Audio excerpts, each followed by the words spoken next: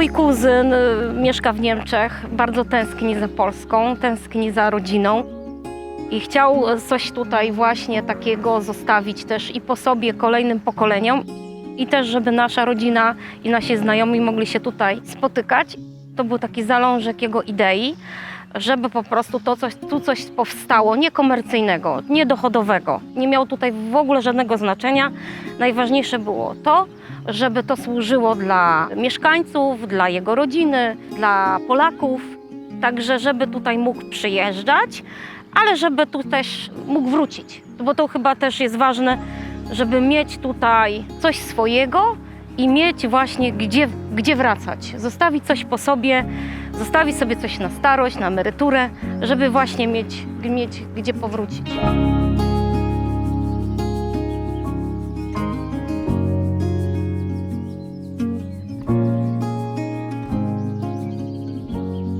Jesteśmy na Kaszuby w Ręboszewie. Znalazłem taki agroturystyka, który też jest punkt widokowy i można spać we wiatraku.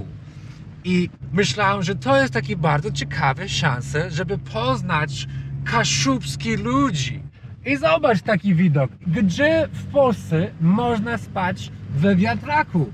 Ja myślałem, że to jest coś ciekawego, więc idziemy zobaczyć, co tam się dzieje. Witamy na Kaszebach. Jest na Górze Sabotki. Jest to miejsce historyczne. Na tej właśnie tutaj wzniesieniu, 222 metry nad poziomem morza, zbudowałam ten oto obiekt. Jest to wiatrak Koźlak replika. Nazywam się Weronika Knopik. Jestem osobą, która zbudowała ten budynek. Zajmuję się tutaj tym, jestem dzierżawcą, także dbam o ten teren i jestem tutaj gospodynią. W 2009 roku zaczęliśmy budowę i od tego zaczęła się tutaj cała przygoda życia i tego miejsca. Jak zaczynałam, to miałam 28 lat i to po prostu, to był taki hardcore. No może kiedyś napiszę książkę, bo po prostu sama sobie w to nie mogę uwierzyć, że ja sama podjęłam tę decyzję. Jesteśmy na terenie Kaszubskiego Parku Krajobrazowego, więc tutaj na tym terenie nie było nic. To była rola, to była łąka, trochę samosiejek. Wykarczowaliśmy to wszystko i otrzymaliśmy pozwolenie na budowę i tak zaczęliśmy tutaj budowę. W 2009 roku, wiadomo, zaangażowani byli budowlańcy z różnych dziedzin, od elektryka, hydraulika, po cieśle, po znawców architektury, Kaszubskiego Parku Krajobrazowego, żeby to też było, wiadomo, nie szpeciło, tylko uatrakcyjniało krajobraz, bo to tutaj jest najważniejsze, żeby nie było tutaj takiej 100% komercji. Tu ma być natura, tu ma być zieleń, tu ma być, wiadomo, cywilizacja na takim poziomie, że jest toaleta, wiadomo, że jest łazienka, że są odbiory sanepidowskie, że wszystkie tutaj jakby formalności są spełnione, natomiast maksymalnie zminimalizowany postęp. No i oto tutaj próbujemy to zachować. W 2012 roku, no można powiedzieć, mieliśmy już na tyle wykończone, że mogliśmy już otwierać. A twój kuzyn, on jest pomyślodawcą, mógłby budować jakieś muzeum czy coś takiego, ale dlaczego wiatrak i dlaczego ten styl? On pasjonat, on jest typowo pasjonat. On ogólnie za młodych lat wszystkie wiatraki zwiedził w całej Europie. I tak mu się po prostu, nie dość, że architektura tych wiatraków mu się spodobała, to też to, że na Kaszubach zaczęły ginąć te wiatraki koźlaki, a one były tutaj.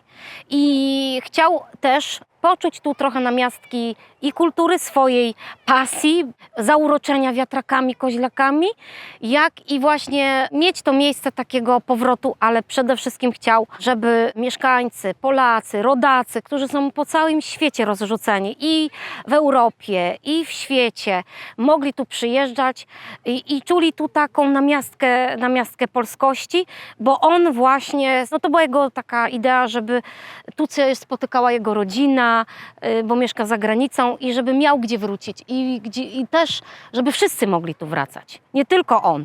Że dlatego też to jest nieogrodzone, jest ogólnie dostępne, dlatego dużo osób myśli, że to jest państwowe. Nie, to jest teren prywatny, ale no dla wszystkich. I wszyscy mają z tego korzystać, wszyscy mają się tu czuć miło, przyjemnie, mają tu ładować baterie i mają tu stąd wyjeżdżać zadowoleni. No taki był jego cel. Ja po prostu to zaczęłam budować. Jak on przyjechał, to było w surowym stanie, on spojrzał na to, popatrzał. No tak, no to teraz musimy to skończyć. No, więc to nie jest zabytek. To już mówię od razu, to nie jest zabytek i tu nie mogę kłamać, nie mogę tutaj historii zmieniać. To jest replika. Tak. To jest replika. O co chodziło? Kuzyn miał w założeniu, żeby tu stał oryginalny wiatrak koźlak, taki jak jest w skansenie we Wdzydzach. Ja ten projekt zmieniłam. Po prostu ja narzuciłam swoje warunki w pewnym sensie, bo stwierdziłam, że to jest bez sensu budować coś, co nie będzie użytkowe.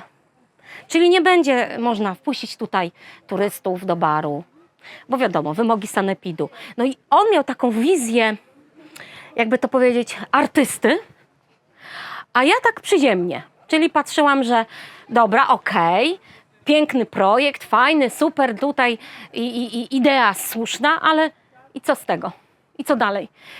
Trzeba przecież to naprawiać, trzeba to konserwować. To wszystko kosztuje. Wiadomo, więc niech to coś zarobi na siebie chociażby, żeby to utrzymać w jakimś stanie, tak? Żeby to miało, wiadomo, i wodę, i prąd, te media. Tu nie było nic, to po prostu to było wigwizdowie. Tu było, jak to mówią, gołąbki zawracają, nie? Dobra, okej, niech jest tam natura, pięknie, wszystko fajne, ale tutaj są wymogi sanepidu, które muszą to i to. Jak to zrobić, żeby zachować ten piękny widok, tą piękną architekturę, ale żeby było to łazienka, wiadomo, nie? Woda ciepła, prąd. Tak, Właśnie, żeby nie wpaść w ruinie tak, po prostu. tak, bo powiem panu tak, że niestety naszą przywarą, nie tylko chyba na Kaszubach, ale ogólnie w Polsce, jeżeli coś będzie, albo ktoś zauważy, że coś jest opuszczone, nie ma właściciela, no to wie pan, co się dzieje z takimi budynkami. Albo są rozkradzone, albo spalone. No, także Okej. no. Jesteśmy w maszynowni. To wszystko jest połączone z tą Tak, wiatrak. tak. To są oryginalne elementy przywiezione z wiatraka koźlaka, z Kopojna spod Poznania. I tu przez dach były dźwigiem wkomponowane, zamontowane i potem przyszedł dach, który zamknął to. O, jest hamulec, są liny dodatkowo, są zabezpieczenia, wszystko po to, żeby nie daj Boże się nie uruchomiło, ponieważ no wiadomo, śmigi dotykają praktycznie samego bruku, więc mogłoby dojść do nieszczęścia. I dlatego to jest tak zabezpieczone, żeby można było wejść do baru i bezpiecznie przebywać na tym terenie. W pozwoleniu na budowę jest to element ruchomy, czyli jak najbardziej te śmigi mogą się kręcić. Natomiast nikt z nas się nie odważy, ponieważ to są elementy dość stare i obawiamy się tego, że po prostu po pierwsze tego nie zahamujemy, po drugie to się roztrzaska, więc szkoda by było, żeby te elementy historyczne się uszkodziły, ponieważ no, ciężko by było je odtworzyć. Dlatego nikt z nas nie ryzykuje.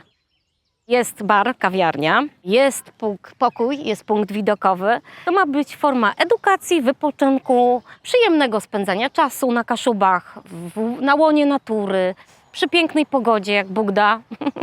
I żeby po prostu tu się wszyscy miło czuli, zarówno dzieci, jak i dorośli. Można przyjechać ze zwierzątkami, po prostu to jest miejsce dla wszystkich. To jest ten nasz plus, że nie jesteśmy dla siebie tylko dla innych. I to jest najważniejsze. I to wszystko jest po prostu darmowy dostęp, każdy można po prostu tu chodzić. Tak, tak, no taki był cel i założenie kuzyna też, żeby tutaj właśnie wszyscy chętni mogli sobie wchodzić, podziwiać, bo tutaj widać dwa jeziora z tej strony, nie? Brodno Małe, Kłodno i śpią tu na materacach, no to mają Gdzie swoją... oni śpią? No tu w ciągu dnia... Tutaj na podłodze? Tak, no to jest alternatywa obecnie dla namiotów.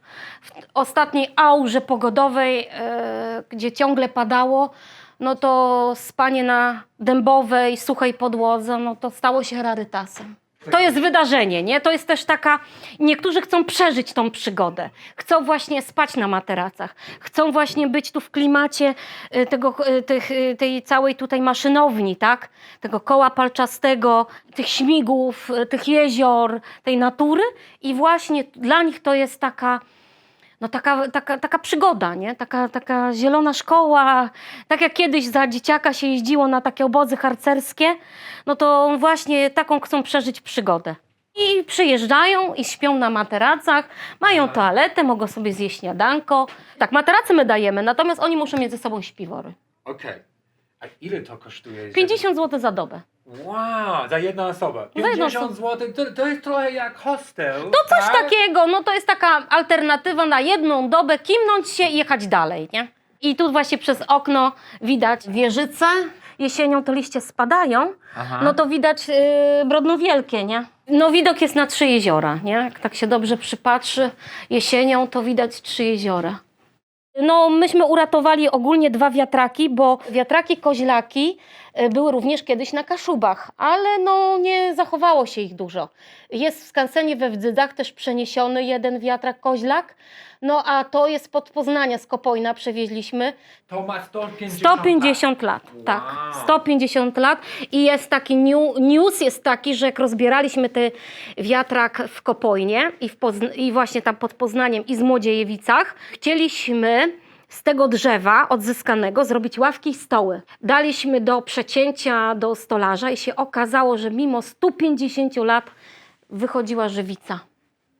Czyli to drzewo jeszcze no, nie było na tyle wyschnięte, tak, że ono jeszcze żywicę wydawało. Także to ma 150 lat to drzewo. Wszystko jest do naprawienia, wiadomo, no ale tu też nie chodzi o to, żeby to było nowe, nie? My ogólnie wynajmujemy od maja do końca września tutaj, nie? Okej. No bo potem jest zimno. Czy zawsze tak wieje tutaj? Ja bym powiedziała, kiedy nie wieje. Bo tam jest jezioro. Tak, wieczory tutaj są spokojniejsze. Jeszcze raz powiedz mi, jak 222 metry nad poziomem morza. To jest kamienie, są przywiezione z Renu, z rzeki Ren w Niemczech. Kuzyn no, miał taką ideę, taki pomysł, żeby też właśnie coś było z jego miejsca zamieszkania, można powiedzieć, w którym teraz mieszka, bo mieszka w Mainz. No i z tych kamieni tutaj właśnie powstał ten krzyż. Ten krzyż jest o tyle ciekawy, że 23, czyli w dniu Sobótki czerwca, czyli w noc świętojańską, przy zachodzie słońca przechodzi promień zachodzącego słońca właśnie przez aureorę tego Jezuska i właśnie powstaje taka łuna. To jest piec chlebowy, który zbudowaliśmy typowo na warsztaty właśnie z wypieku bułek. Także też oczywiście wzorowany, chcieliśmy jak najbardziej, żeby to wyglądało staro, więc udało nam się gdzieś tam od jakiegoś rozbiórki, jakiejś stodółki, tak, jakieś cegiełki, ale no wiadomo, no nie wszystko idzie tak postarzeć. A pani jest stąd? Ja stąd mówisz pochodzę. po kaszubsku? No trochę tam Kuskia, natomiast moi rodzice, no wiadomo, już młodsze pokolenie, no to w szkole nie uczyliśmy się języka kaszubskiego, natomiast moja babcia, tak, dziadek to mówili po kaszubsku, mam rodzinę też, która mówi tylko po kaszubsku, ale no my już tak, już jesteśmy trochę, mówimy po kaszubsku, ale tak, jak jest takie towarzystwo, które też mówi, opowiem po kaszubsku, a tak to raczej po polsku, bo i tak nikt nie rozumie wtedy, o czym my mówimy. Bułki, to są kukle kaszubskie. To są bułki. My wypiekamy bułki. Bułeczki łatwiej, szybciej. Dzieci się tak nie nudzą, bo chleb jest dość wymagającym. Ale ludzie jedzą te kwiaty? Muszą jeść, bo to są słuchaj, zjadliwe. A te kwiaty się je. Nawietki widzę. Ale one są jadalne? Tak, kochanie. Okej, składamy misz. Ja jestem bardzo ciekawy, jak to będzie wyglądał, bo gotuję przez jakieś 10-15 minut? Tak, no, te 150 musi być, nie? 150. Minimum. Najgorsze jak jest surowe. To jest normalny, Tak. żeby był spalony. To lekko przybruniony, no. Bo Bo w środku jest... Tak, To jest ciasto kukle kaszubskie. Nazywam się Karola Bober. No, zajmuję się właśnie taką tradycją związaną z nami, z Kaszubami. No, muszę pomóc tu trochę Weronice, bo czasami mamy te warsztaty u niej właśnie w takim piecu chlebowym. Weronika, chodź Kaj, tutaj pokaż się. No, to my razem we dwie. Przepis jest przekazywany z pokolenia na pokolenie. Teraz to będzie piękne. I robiło się je w nagrodę, ta kukiełka to jest jako lalka. Dostawało się to w nagrodę za pasanie gęsi, za zbieranie ziemniaków. Tam była tylko mąka żytnia, ziemniak i kwas. I duże takie bochny się wsadzało głęboko do pieca. A na trzonie z przodu kładło się te kukiełki, żeby szybko dzieciom się wypiekły. I robiło je się z jajkiem na mące pszennej i na mleku, czyli to było pieczywo takie odświętne, czyli praktycznie można powiedzieć taki cały ceremoniał tego obrzędu i to była jedyna zapłata za pasenie gęsi na przykład dla dzieci, za cały sezon. To są nasze kwiaty kaszubskie. Tak. Na co dzień nie nosiło się. To jest tak wprowadzone później i już takie typowo były odświętne. Na co dzień były płócienne, bardziej takie lniane.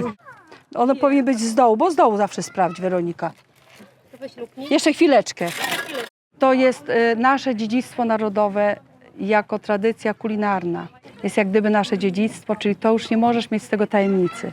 Przekazujesz to dalej, z pokolenia na pokolenie. No i to jest bardzo ważne. Tradycję możemy przekazywać. Ktoś to musi robić, bo kto to zrobi za nas, nie? Czekamy na miś? Czekamy na miś. Chodź, misiuku. O! Miś! Ale piękny! Na Wielkanoc, zobacz, na Wielkanoc odkręcamy tutaj, wkładamy do środka ciasto, zakręcamy i wychodzi nam taki baranek.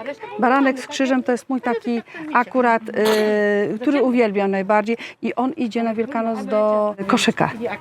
No, na święconkę, do kościółka idziemy z tym.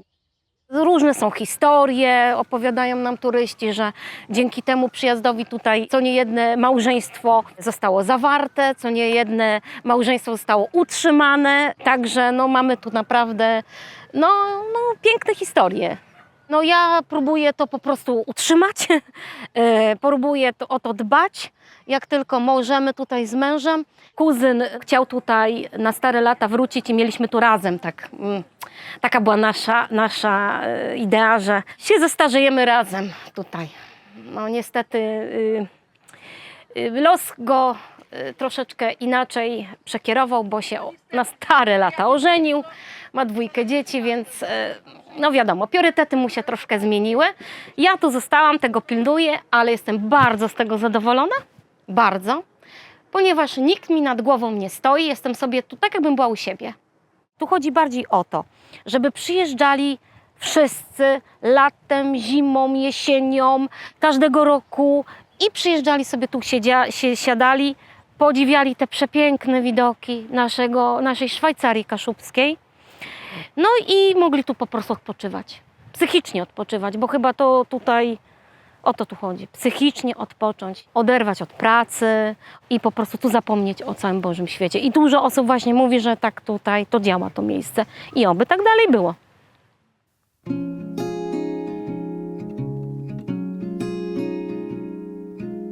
Dajcie nam like, komentujcie, udostępniajcie i oczywiście subskrybujcie, żeby zobaczyć więcej ciekawych filmy o ciekawych ludzi, robiąc niezwykłe, niekonwencjonalne rzeczy tu w Polsce. Jestem na Patronite, mam takie konto na buycoffee.to, mam swój własny fanklub na YouTubie, jeżeli ktoś chce wspierać moje działania. Pani Weronika, bardzo dziękuję, że zaprosiłeś mnie tutaj. Powiedz ludzi, gdzie oni mogą znajdować więcej informacji o tego miejsca. Mamy stronę internetową www.atrakcje.pl. Oczywiście mamy Facebooka, można do nas zadzwonić. Na naszej stronie są wszelkie kontakty, jest mapka dojazdowa. Zapraszamy serdecznie, cały rok. No, dziękujemy za to, że odwiedził nas tu właśnie pan Jonathan. Cieszmy się z tego, co jest. Póki mamy zdrowie, wszyscy są w komplecie, jest wszystko w porządku. Resztą damy sobie radę.